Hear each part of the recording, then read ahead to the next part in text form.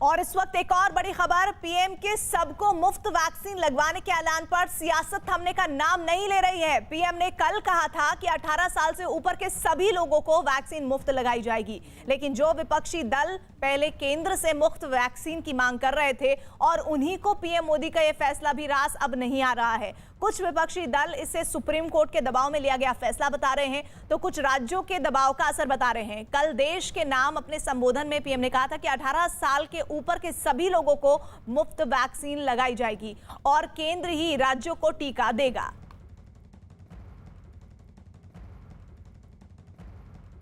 अब तक देश के करोड़ों लोगों को मुफ्त वैक्सीन मिली है। अब 18 वर्ष की आयु के लोग भी इसमें जुड़ जाएंगे। सभी देशवासियों के लिए भारत सरकार ही मुफ्त वैक्सीन उपलब्ध करवाएगी। गरीब हो, निम्न मध्यम वर्ग हो, मध्यम वर्ग हो या फिर उच्च वर्ग, भारत सरकार के अभियान में मुफ्त वैक्सीन ही लगाई जाएगी।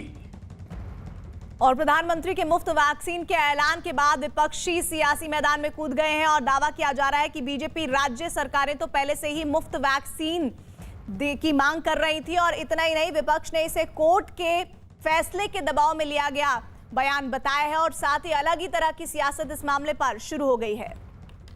सारे मुख्यमंत्रियों ने कहा कि इसे फ्री वैक्सीनेशन किया जाना चाहिए, लेकिन प्रधानमंत्री उस समय सुने नहीं। बाद में सभी राज्य अपने राज्य के खजाने से वैक्सीनेशन शुरू किए और राज्य पे जो ब्लेम लगाया जा रहा है वो बिल्कुल गलत है।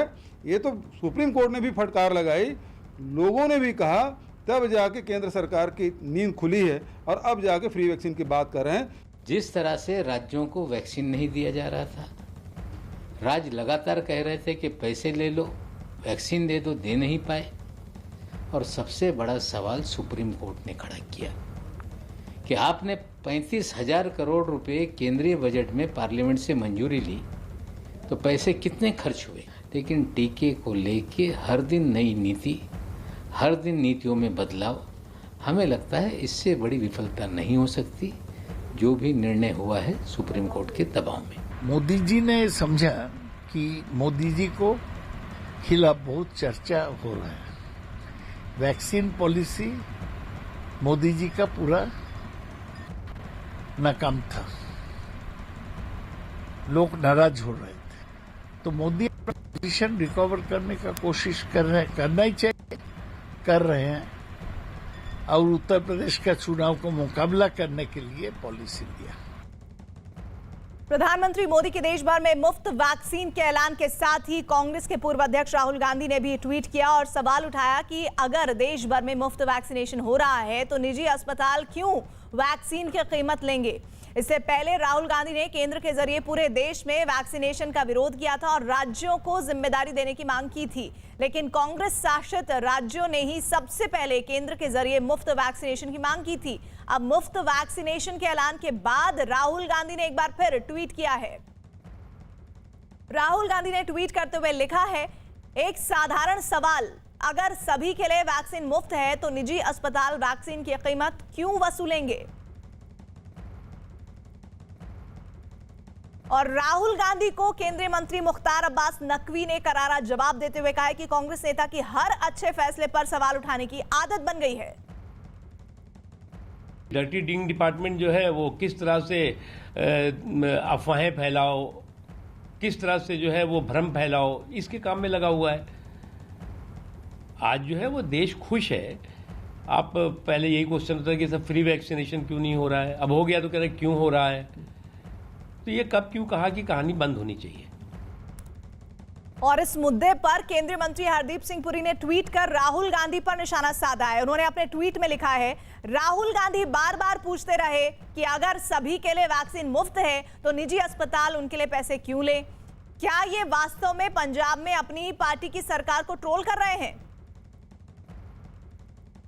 और सभी को मुफ्त वैक्सीन देने के प्रधानमंत्री के ऐलान पर सियासत भी शुरू हो गई है। हकीकत यह है कि दुनिया के सबसे बड़े वैक्सीनेशन अभियान को 16 जनवरी से ही विपक्ष ने नुकसान पहुंचाने की कोशिश की। केंद्र सरकार के सूत्र बता रहे हैं कि कांग्रेस समेत सभी विपक्षी दलों ने कोरोना वैक्सीन पर सवाल उठाकर और उसके बारे में लोगों में भ्रम पैदा कर पूरी वैक्सीनेशन प्रक्रिया को भटकाने की कोशिश की है। और इतना ही नहीं, वैक्सीन की विश्वसनीयता और बंटवारे पर भी सवाल उठाए गए, जबकि सभी दल जानते थे कि एक वैज्ञानिक तरीके से वैक्सीनेशन की प्राथमिकता तय की गई थी।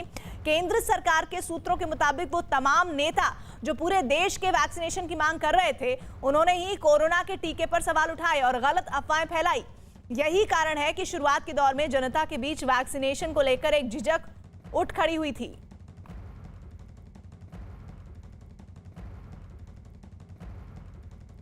और कोरोना वैक्सीन का विरोध करने वाले